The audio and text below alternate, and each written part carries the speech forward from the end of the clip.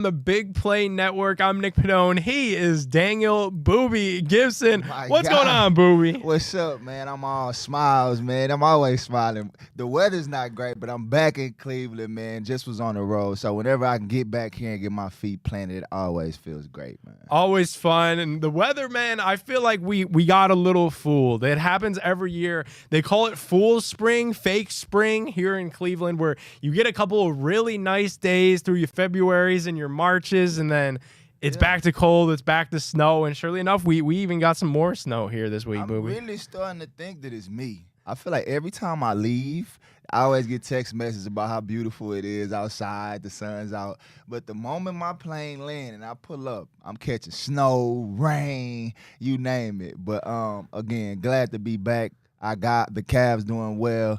It's a fun time of year. We got March Madness coming up, so excited to be back in the city and feel all this great energy. I know the women's tournament is here too. Women's tournament here. Obviously, the MAC tournament is here in Cleveland. That's always a ton of fun. I know you were able to hit that up a little bit last year, right? Yeah. I mean, for me, that was like my intro to scouting, where they actually gave me the opportunity to get out there and find talent. And last year was my first time I was able to find some guys that wasn't necessarily on the radar that ended up getting opportunities this summer that are playing on NBA teams right now. And so that's where I kind of low-key last year at the MAC tournament fell in love with the scouting. I know a lot of people be wondering, like, what's Booby doing these days outside of coaching on the charge staff? But it's traveling the world and trying to find talent and bring more talent to this Cavaliers roster. Absolutely. We'd love to hear that. One last thing that we have to address too before we start the show, the sunglasses. Listen, we got some new shades on today because there were some people talking about it. They like, Booby, all you got is the Louis shades. I'm tired of the diamond. I'm talking like, I got a lot of shades. The Louis just became my favorite. But today, you know what I'm saying, we're going with the classic Sachis. You feel me? Yeah. Shout out to Biggie, baby. Today on the show, I'm very glad that we got that addressed. Today on the show, we're going to discuss the biggest headlines as they pertain to our Cleveland Cavaliers. Then we're going to take a look at some of the top storylines around the rest of the NBA. As we always do, we'll do Booby for 3, where this week we're going to rank the top 3 basketball family duos. Then we're going to take a trip down memory lane with Booby, and we're going to talk some of your old March Madness memories, because I know you got a lot there. I got some good ones for sure. Looking forward to that. All right, don't go anywhere. We're talking Cavs straight ahead. More Booby's World right after this.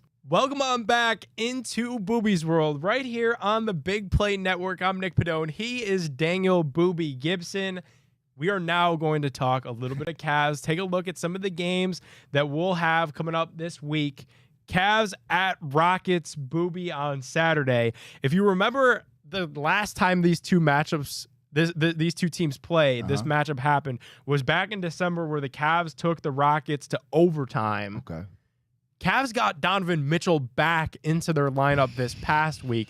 Just how big of a boost is that to have Donovan Mitchell back in Cleveland? I mean, I felt like from the start of the game, I could tell that every player on the floor was happy to have Don back. There was an extra pep in the step. We was getting in lanes defensively. Everybody was on their marks defensively. And offensively, everybody played with a lot more rhythm and pace. I feel like Darius has been getting into his rhythm without Don being on the floor. But with him being back out there, I just felt like everybody just relaxed. Everybody just got back into who they were. And I feel like New Orleans just ran into a monster last night. I mean, that night. I felt like the guys were waiting on that moment. And we still got another guy that's on his way back too. So I just feel like we're building momentum at the right time. And it was just great to see Spider back out there. And he didn't miss a beat. It is such a boost for this Cavs bunch. And I thought it was very fascinating.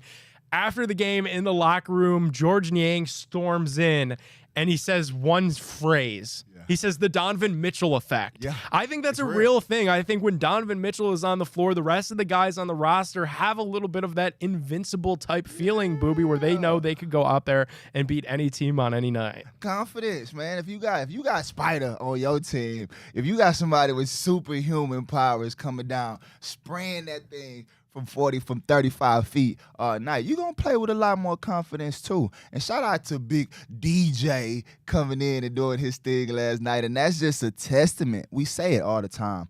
Next man up, guys being ready. It don't matter if you play 5 games before that at all. When guys are stepping on the floor, they're all ready to play. And yeah, like you said, man, having Don back out there on the floor, it was just fun to watch all the guys like get back into. Even though they've been playing great, they took it to another level last night because they just got back to what they do. Another piece of getting Donovan Mitchell back is he will be on a minute restriction for a little bit. Only played 28 minutes in that victory that you're talking like about. 40 because the way he was balling, right? It felt like he was out there the whole time. Absolutely. In that win against the Pelicans, played 28 minutes. Okay. Booby, in your experience, like how do minute restrictions really work? Because we know for a fact, right, even as fans, as media, that these guys want to be out there and play the full game every single night. How do minute restrictions typically work for a guy? Take us behind the scenes on that. They suck. As a player, when you get out there, when you are clear to play, just let me hoop. You don't want to have no time frame because what happens is you get out there and then it takes you a second to get back flowing into an NBA game. And then you see one go in and coach want to snatch you out. And the whole thing is you're trying to find your rhythm. You're trying to get back into that rhythm of playing from being out. And so as players, we don't love it. But as coaches, it's there to protect us from ourselves. Yeah. Because if we just coming off of an injury, in our mind, we feel like ain't nothing happened. We ready to get right back to it. And then that could turn into us being out for more games. So it's always good to rev it up slow. But as a player, you hate the minute restriction thing because it's just hard sometimes to find a rhythm. And sometimes you just want to go, especially if you're in a game where it's close. You guys are going into the fourth quarter, and you right at your minute restriction. It's 27 minutes, and y'all might be down 4 with 5 minutes left to go in the game. And now you got to sub out and watch your guys try to get it done. So it's a tough thing to go through, but I do think it's very necessary for players because we all feel invincible and like nothing. We're never injured in our minds. That's really good insight there. Another guy that you mentioned was Damian Jones, who has gotten a lot of run recently due to the injuries of Evan Mobley, mainly being the one. Also, too, Tristan Thompson wasn't available, but now, Booby, Tristan Thompson will be available for the Cleveland Cavaliers as that 25-game suspension is over for Tristan Thompson. Booby, what do you think the Cavs do? Because now we've finally seen Damian Jones kind of emerge onto the scene, but that temptation probably will be there, right, to insert Tristan Thompson, who we know plays with a little bit of an edge, has that playoff championship caliber experience. Right. What do you think the Cavs do with that backup big spot? I think with JB, all it did was just add more weapons to the arsenal. You know, now you have a guy like DJ, who he's like a cyborg. He's like, you plug it in, like, DJ, go out there, rebound, block shots, and run the floor. He's going to go out there and do whatever you tell him to do, right? You got Tristan, who's experienced, been there before, the guys trust. You could put him in to defend point guards, centers, whoever, and be a vocal leader for your team. But the best part about both of those guys, Nick, is neither one of them need minutes. They've been around this league long enough and they understand their role. So if they come in the game and play 5 minutes, Dame's going to give you everything he's got. Tristan get 10 minutes, he's going to give you everything he's got. And so for JB, all it does is he's finding guys and moments to where when the playoffs come or when game situations come, he can insert these guys and have the utmost trust that they're going to get out there and do everything they're supposed to do, regardless of how many minutes they played before. Rhythm don't matter to these guys, man, in our front court. It's just whenever that number is called, they're always ready. And I think with Evan out, it's great to have backup bigs with experience that come in and take care of business. Absolutely. I know I'm selfishly excited to get Tristan Thompson back in the fold because big horns. Exactly. And it just fits that toughness mentality that the Cavs need, especially for this playoff push as they look to get hot at the right time and get into that first round series where we know, teams will amp things up as far as the intensity goes just a little bit. Yeah, man, we're building experience and we're building confidence and we're getting guys prepared because like you said, it's going to go to another level when the playoffs hit. And so each guy has to be ready because injuries happen. Guys don't always play well. So everybody just has to be, their moment will come where they'll be needed from roster spot 1 through 15. So we'll need the entire bunch for this playoff push. Booby, we talked about this before. Cavs will be on the road. They're in Houston on Saturday.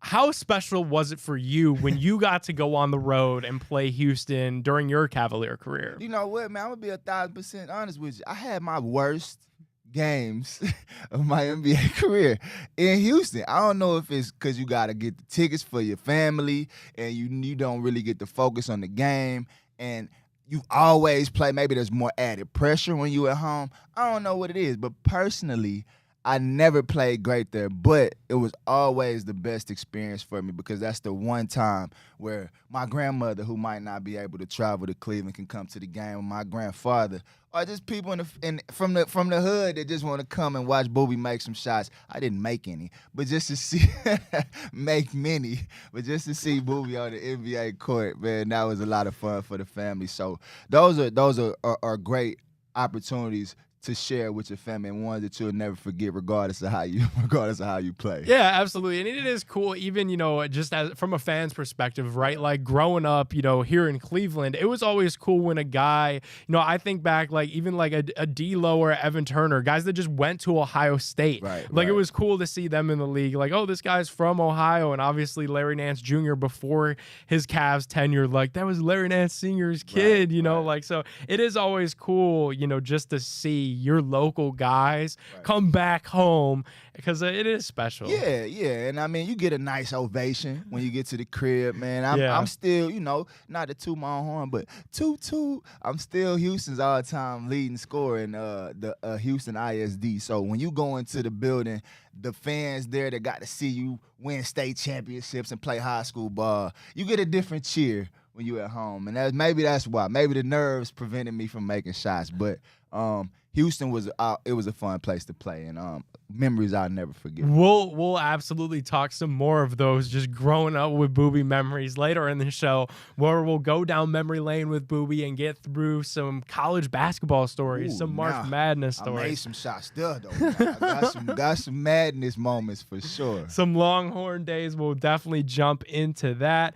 Booby, then on Monday, so next week, Monday, the Cavs will be in Indiana against the Pacers. Yeah. And the Pacers are a team that has kind of just had the Cavs number a little bit. Cavs 0-2 against Indiana this year. What's up with that, man? And when a team just has your number, it just feels weird, right? The Pacers are scary, right? The Pacers are just a weird team. I watch them play, and they play against Milwaukee, and they'll smack them, and they might be 2-0 against the Bucks, and all of the top teams in the East they might be 2-0 against. But then I watched them play against Chicago last night, who's not in the play. I mean, recently, who's not in the playoff play-in game, and lose to them. So you just never know. But I think the issue with the Pacers is pace. No pun intended. Those guys push the rock, and that's tough to guard and tough to play against. And so if you were in a playoff series, you could have the time to prepare for Halliburton and prepare for Siakam pushing the ball, and those guys, after makes and misses, trying to score within the first 6 seconds. But in the regular season, you don't necessarily prepare for the specifics. So a team like that will win a lot of games in the regular season, but I feel like it catches up to you in the postseason when teams start to slow that basketball down, bring that possession number down, and now you got to try to score in the half court. So I think that it'll be a good test for our guys to get out there and get up and down and try to get one against the Pacers, because I do feel like they'll be a force to be reckoned with come playoff time, whoever draws that number. Yeah, absolutely. And I know you remember, Booby, they were one of the league's hottest team, the league's hottest team during sure. that NBA in-season tournament. Yeah. Still now, Tyrese Halliburton is leading the NBA in assists with 11.4 assists per game. That's a high number. He is definitely efficient at sharing that basketball, and I think that plays into the pace that you were talking about. They want to play fast. They want to move the ball and put it in the hole pretty quickly. For sure, man. I watched Tyrese play, man. Every time he rebounds the ball, right away,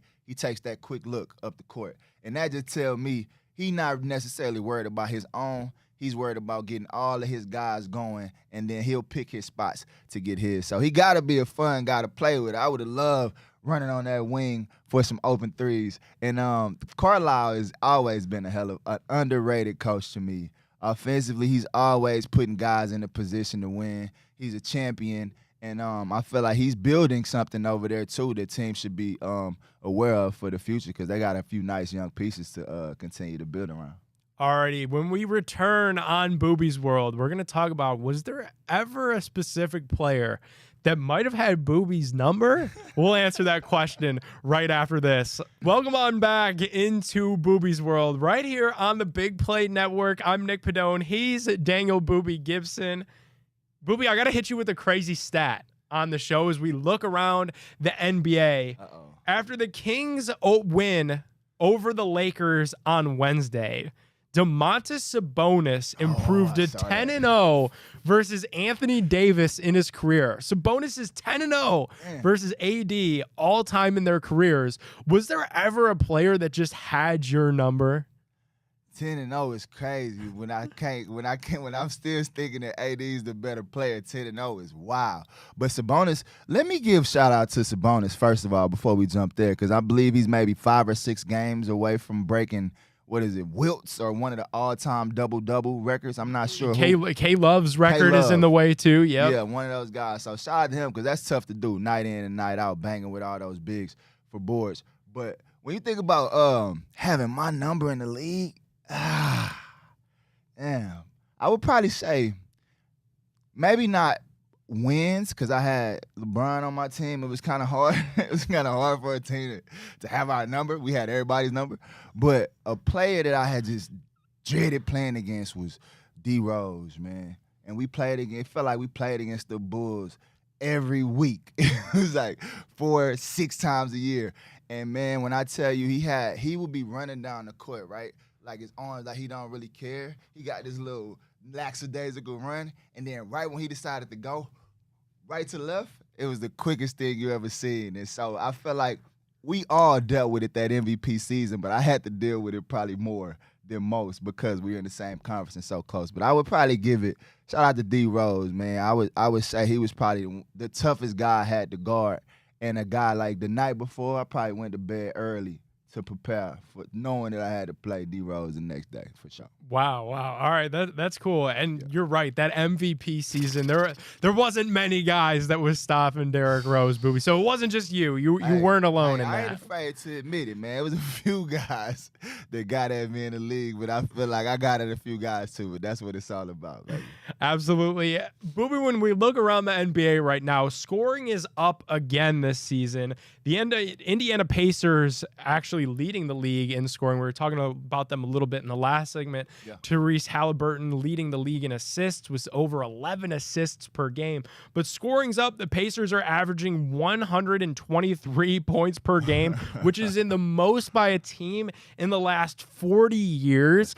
10 years ago, the Clippers led the NBA with just 107 points per game. Teams thought that was a lot back in 2014. Right. What do you attribute to all of this scoring that happens in the league now? Because obviously fans want to see it, right? Like when I go to a game, like I want to see guys shooting threes. I want to see fast break dunks, fast break threes. Like that's just what I want to see. NBA, tell me you want to entertain without telling me you want to entertain. They don't care about defense. They've taken all of the advantages of the defense off the floor. So the guys on offense, they have freedom of movement. And then that's what leads to guys wanting to push the pace up because it's harder to guard when you're getting guys moving in transition, trying to find matchups. If you push the ball up in the first 5 minutes, now guys got to close out to you, and that's the hardest thing to do in the NBA, close out to elite-level, talented shooters, try to stop them from scoring. I saw somebody pose the question recently, what could we do to help defenders in the league? And then my answer was the only way I feel like it could help is it got to be something with the 3 seconds in the lane. Like not having 3 seconds in the lane causes everybody to space the floor out for the entire possession, keeps people out of paint. So that could slow down some of the scoring. And then hand checking. Like if you can't touch a guy, and with these talented players, these elite level athletes, ain't no way you're going to be able to stop anybody from scoring the basketball. So that's kind of my 2 cents. I feel like if we ever wanted to slow down the pace or get back to a little bit of competitive, I mean, we want to have the high scoring numbers and we want to have the threes. But we also want to see what these guys do against some defense, some physical defense. And I feel like that could change the pace. But again, I love to watch it. I'm not for either way. I just love good basketball. Absolutely. And I think the NBA is going to look into some of those things, Booby, like potentially getting rid of that defensive 3 seconds just because. But see, when you think about college basketball, I hate it. I hate always looking under the paint. I'm watching Purdue and Big Edie just standing under the paint. You can't even go in there. You know what I'm saying? So if we do that, now your Jared Allens and your Evan Mobley's could just park in there, parking in the paint. So it's tricky, man. It's a tough thing to do. But I'll leave that up to Adam Silver to try to figure that out. Yeah, I do think they are going to figure it out, because the question that I want to pose to you, Booby, is how much is too much? We've seen it slowly start to build and increase. Yeah.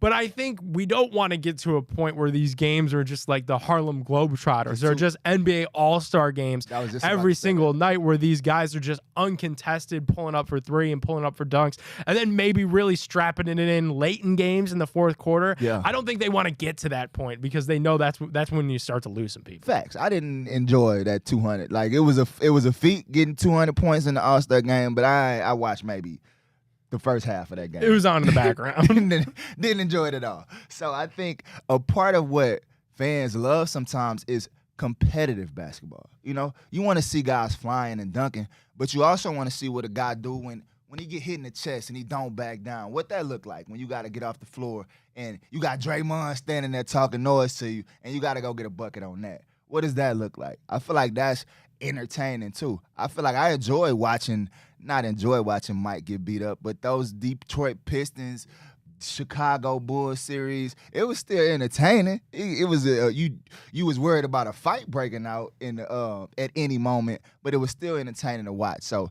there's a fine line between giving these guys the freedom of movement to just go out there and get 70, 60, and 50 points a night, and then, you know, giving the defense a actual chance to get stops. Absolutely. It's a fine line. We'll have to see how they do that. I want to ask you another question here, Booby. I wish they would have did that for me. I would have had a few more threes if they would have been able to grab and hold so much. Grab him and hold him. How about this? Your rookie year, 2006, 2007.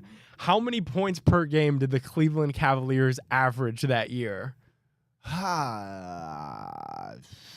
Right now, the Pacers are at 124. 123. I would say like not even barely 100, like 106. 96.8 was how many points the Cavs were averaging your rookie year. That's the thing, though, Nicky P. We used to strap up. We used to, like, coming into the game, like, teams knew we was the #1 defense in the league. It was going to be a tough night to get a bucket. We took pride in holding teams to a certain number each quarter. You know what I mean? So we weren't really worried about getting out there and scoring because we had the king to bring it home. We just knew if we got stops and made it hard on the other team, we was going to give ourselves a chance to win every night. And that was something that you guys would kind of look at and try to, you know, hold it. Let's hold this team under 100 and we could get this win, or hold the team this quarter under 25 and we probably got this. Listen, man, guard your yard. That was what we used to say in the back. Guard your yard. Everybody take pride, first of all, in guarding your guy. We not depending on the help. We not hoping for nobody to be behind you. Guard your guy, but also know that shit happens. It's the NBA, so guys might get beat. You know your help will be there, but guard your yard. And I think all of our guys at that time took pride in getting stops, and I think that's how we were able to get past Detroit that first year and get to a finals when nobody expected us to get there, because we hung our hat on defense. All righty. We are going to step aside. When we come back, we're going Booby for 3. It's just Booby and I today. Also, no Raf. So we're good for 3 today. We're good for 3. We don't have Raf trying to sneak in a 4th. Yeah. We're going to rank the top 3 basketball families of all time. More Booby's World right after this. Welcome on back into Booby's World right here on the Big Play Network. I'm Nick Padone. He's Daniel Booby Gibson. No Rafa today. So it is truly Booby for 3. Every week, if you're new to the show, we rank our top 3 anything. We've ranked a lot of things on this show so far. We like threes. It's safe to say we like threes. We've ranked, you know, top 3 cities to eat in the NBA on the road. We've ranked Rafa's worst 3 arenas to call games from. Top 5. Sometimes he just changes it up on us. We've done a little bit of everything, but today we're going to rank the top 3 basketball families of all time. Basketball families.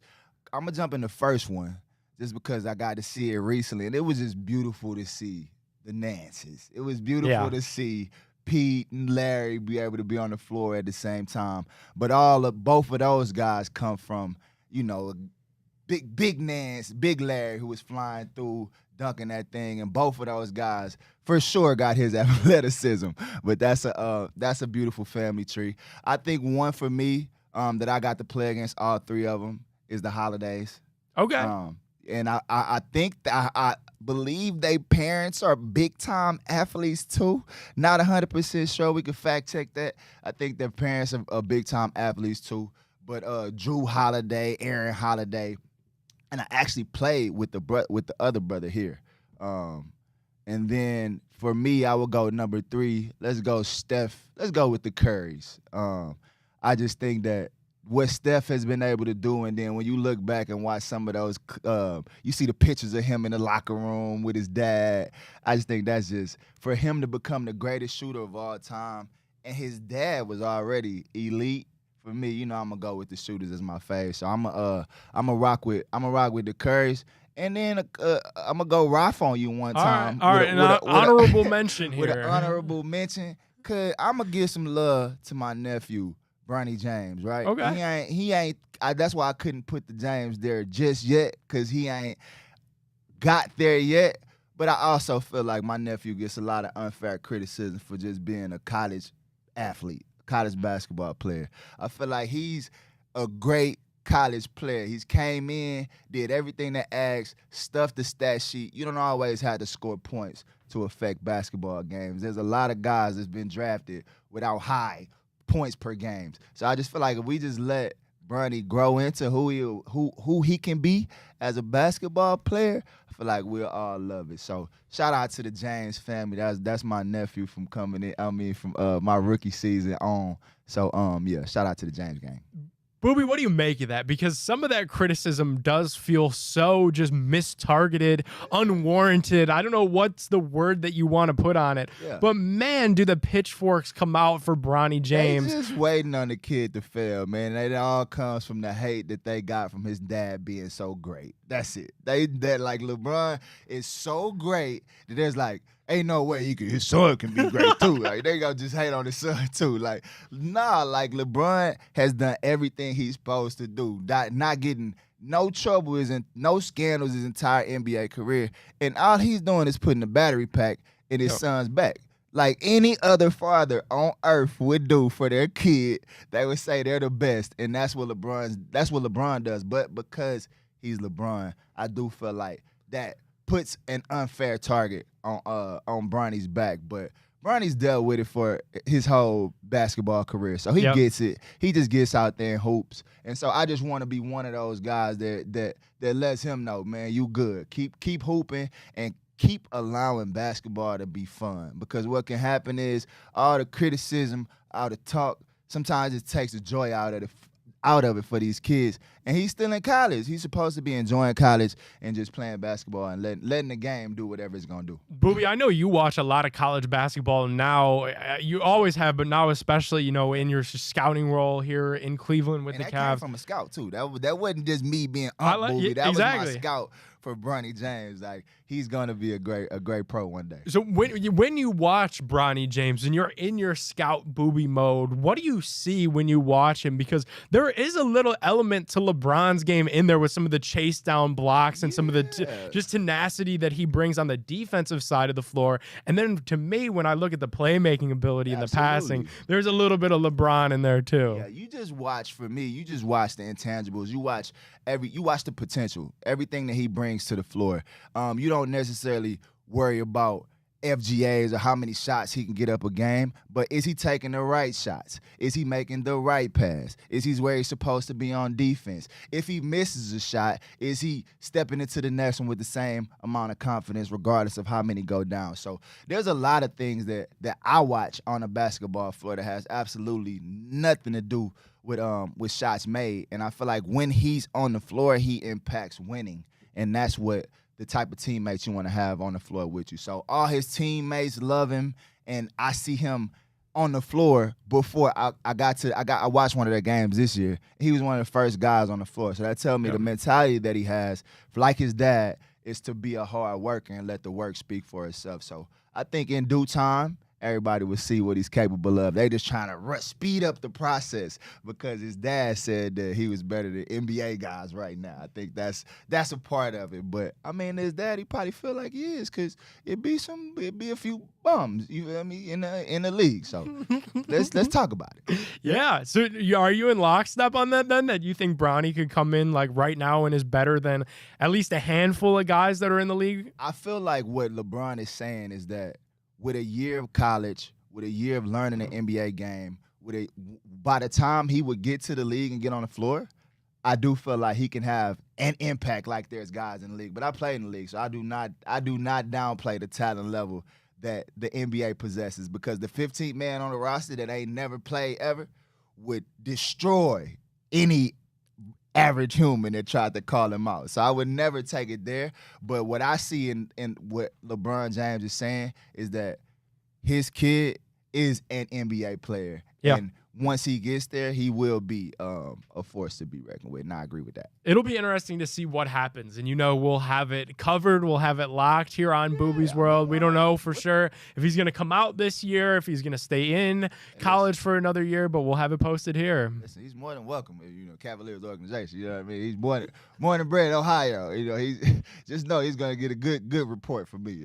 Yeah, absolutely. Same here, Booby. Where can I co-sign that report? Would they want my interest on that report? I would not mind at all to get him over there with the charge. I wouldn't mind one bit. All right, cool. We'll leave that where shooting with Bronny, I wouldn't mind at all. We'll leave that there. When we return on Booby's World, we are going down memory lane, and we're going a lot further than Booby's time playing with Bronny's dad. We're going to the Texas days. Ooh. It is March Madness time, and we got some stories for you on Booby's World. Don't go anywhere. Welcome on back into Booby's World right here on the Big Play Network. I'm Nick Padone. He is Daniel Booby Gibson. Yes, sir. One of the most wonderful times of the year is right around the corner. It's March Madness. Booby, when you think of March Madness and you hear people tell stories, and obviously fans have their own stories, and everybody's just got a March Madness moment that comes to mind, I'm sure for you it's a little bit different, right? Like having played, when you think of March Madness, what's the first thing that pops in your head? Is it a memory? Is it a game? Is it first thing, March Madness? I say March Madness. Booby Gibson says sometime. What's the song at the end? That's it's shooting star. If ball is tipped, and there you are. That's what I think of when I think of March Madness. I think of all of the expressions on the kids' faces for the wins and the losses, the buzzer beaters that come through. And for me, I guess, yeah, I was able to be a part of some buzzer beaters, and they still sting to this day. I guess that's what I would say about March Madness. That was our year to be in the Final Four, but we lost to LSU in double overtime in the Elite Eight, a game that we were supposed to win. They had Big Baby, Garrett Temple, Tyrus Thomas. So they had a formidable roster, but it still hurts because the game before, which was my favorite March Madness moment, we play against West Virginia. Shout out to Mike Gansey. What up, Mike? He's director of scouting for the Cavs. We talk about it all the time. We played against those guys a lot, and it was always in meaningful tournaments. And we played against them in the tournament. He had his whole crew of seniors, Pitt Snoggle, Mike Gansey, and they had a guard that was from Houston on their team as well. But Ken Paulino hit a three-pointer against those guys to send us to the Elite Eight. And that's probably my fondest March Madness moment because I had a terrible game that night. He got us there. All right, Booby, let's talk a little bit just about the process. So Selection Sunday is this Sunday. Would you like get with you and now too, like the coolest part of of social media and like March Madness today is we see these reaction videos and like even now the broadcast cuts live to these guys like watching as a team, you know, in their film room, just going nuts when their selection is announced. When you watched Selection Sunday, did you guys get together, you know, kind of make a big thing of it, or was it a little bit smaller than that? You know what I'm saying? At that time, we was like top 5, I want to say. So we kind of already knew that we was getting in. We was hoping. I believe we ended up a 2 seed that year. So going into ours, we were hoping that we could get the 1 seed for our bracket. We still ended up playing in Texas to start it off. But I believe we wanted that 1 seed. So I didn't get the are we in feeling, but I do feel like that's the beauty of March Madness. You get these conference tournaments where it's all on the line, and we wonder why these buzzer beaters happen, but there's so much parity in college basketball. And in March, that's when it all shows up because everybody – it's their last hope. It's the seniors' last chance to try to get it done.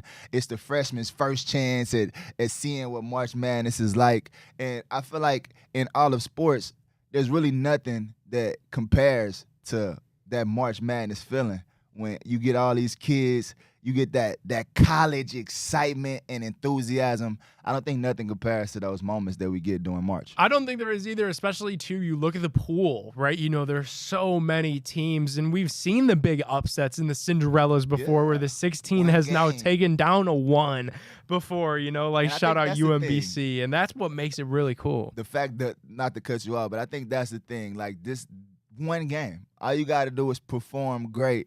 One game. Obviously, you got to win again. But if you can perform great one game, you give yourself a chance to win a national championship if you can get into the tournament. And that's an exciting feeling. Do you have a favorite March Madness player ever? Like just a random guy that just went nuts in March Madness. Listen, man. Whoever Cardiac Kimber crossed over in the Garden for Pitt, he got to hate March Madness. He got to hate it. Because they replay that crossover step back every year. So Cardiac Kimber's my guy. And then I got to say Steph, man. Watching Steph shoot the ball from Davidson when nobody expected. I love those mid-major kids that come out and go crazy. So I got to go Steph. CJ McCollum, what he did to Duke. That was a great local dude that I was talking about. Everybody loves to beat up on Duke. But overall, I would say Steph Curry, man. I think he just had the whole world going crazy. Even Bron was going to the games, watching him do his things in the March Madness. So I got to go with Steph Curry. Cool. That is a good one. Jimmer Fredette is probably mine. Just to do that. I mean, he would. You like Jimmer because he looked like he really can't really hoop for real. Exactly, and he would pull up from anywhere. He was like a video game character in real life. I wouldn't have been okay with that. Actually, nah, for real. You can't just be pulling up on me like that and look like you just finna go home and be a bank account or a business car salesman. I felt that way too about like Aaron Kraft. Like that, he was just a pest. But man, I will tell you, JJ Redick. Yeah. Whoa. Shout out to JJ Redick, man. He in college, we had a conversation earlier about guys that had your number in the NBA. In college, JJ Redick. We played them guys in New Jersey, and there was nothing you could do with this guy. I mean, PJ Tucker was on my team.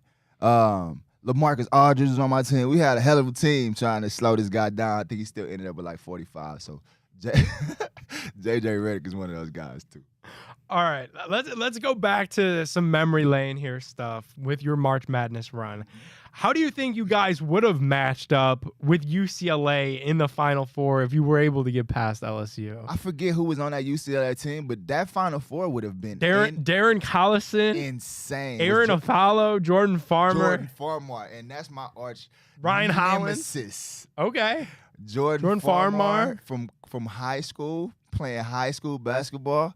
We played the McDonald's All-American game together, and we would always just go at it. And Much love to Jordan Formar because when I got the MVP of the rookie-sophomore game, when I hit those 11 threes, we talked before the game, and we kind of buried the hatchet. He was like, I'm going to find you. I want to try to break the assist record, and you want to try to break the three-point record. So I'm going to try to find you every time down the floor. So he did that, and we buried that. But that Final Four would have been crazy because I think Duke was in our bracket that year. But it was a lot of pros, man, going to that finals if we would have got there. It still burns me up to this day. I can't even look at Big Baby, and that's a friend of mine. I still can't look at him in the face, him or Garrett Temple. It still haunts me. Because for the Horns, man, you only remember for winning. You only remember for hanging up banners. So I wasn't able to get to the Final Four, so that was I was one step away from having my legacy live on forever with the Horns. So I'm still a little salty about that one. We're going to keep the March Madness chatter aside. We're going to step aside. Don't go anywhere. More Booby's World right after this. Welcome on back into Booby's World right here on the Big Play Network. I'm Nick Padone. He's Daniel Booby Gibson. We held it down again without Raf. We miss you, Raf. Yes, sir. He's keeping it busy. He's busy though, man. On the road. I just flew in today and he flying out. We gotta catch Ralph. It's Ralph's world over here. It is. Flying in, flying out. I mean, that just goes to show how crazy this Cavs schedule has been with the travel, and obviously the back and forth. Yeah. Ever since the All-Star break, they've just been everywhere. Right. All right, let's keep the March Madness convo alive a little bit. I know you watch a lot of college hoops, Booby. It's obviously way too soon right now to go through the bracket and that whole thing. Right. What teams, just out there teams, are you definitely highlighting, though, to watch on your bracket, circling on your bracket for March Madness? Because I know there's a couple teams that you've had to have watched this year that just get you pumped, especially now that we're talking tournament. I'm hurt because I don't think my Horns going to make it. I try not to be biased, but I don't think we're going to make it this year. We might win NIT, though, if we get in that junk, because we have a hell of a team. It's just our schedule was so tough this year. I love Connecticut. It's tough to run it back in college basketball, but with a few of the kids that they brought back, and then the Castle kid who I was a fan of coming into this season, them adding him, I feel like they're prime for a big-time run. And shout out to Rick Barnes, my college coach over there, the Tennessee Volunteers, man. They got a kid over there, number 3, who I think if y'all haven't seen the Vols could connect, I believe, I don't know how to say his name, but he's number 3. If you March Madness, check out the Vols. He's an exciting player to watch. I would give it to those 3. But you know what's crazy, Nick? What's crazy? I more so want to watch the Caitlin Clarks of the world. The women's side. We talked about this last week. The Jujus, the Angel Reeses, the South Carolinas, man. Yep. I'm excited to watch women's basketball, man. It's a fun time for that sport as well. And I think I'm more excited to see those girls turn it up than the boys. Absolutely. We talked about it last week. You put me on the spot to name a male player. Gave me 3 seconds. I barely got Zach Edey out from Purdue. But really, the star power is on the women's side, so it'll be fun to watch. Do you do a bracket, Booby? I do. I mean, look, we can have a big play bracket. Y'all can jump in with your boy and we can see who win. Because I usually win mine. Not gonna lie. And I'm not just saying that. Usually I do it with the fam or I've done it with the Cavs. And in most cases, because I watch so much. You watch a lot of college basketball guys. You know what I'm saying? I'm usually at the top. So if y'all want to put a big play bracket together, us and the fans, I think I would be with that. See if somebody can beat me, maybe they can get a ticket to a game or autograph something. I don't know. We can make something happen. We might have some contests going, so make sure to follow Big Play on all social media platforms. We're on Twitter, Facebook, Instagram, YouTube. Make sure to follow the show, Booby's World, on all of those same social media platforms so you could tune in every single week, talk some basketball with Booby. Yes, it's always a lot of fun. And that too, I want to add that too, though, Nick. I want to start taking questions from the fans. Yeah, I want to start making this thing a very Ask Booby, fan interactive, man. Let's have some moments where we could chop it up and bring the fans on in, man, and have a little one-on-one time. Especially as the Cavs get down the stretch here, we will have a lot more action right here on Booby.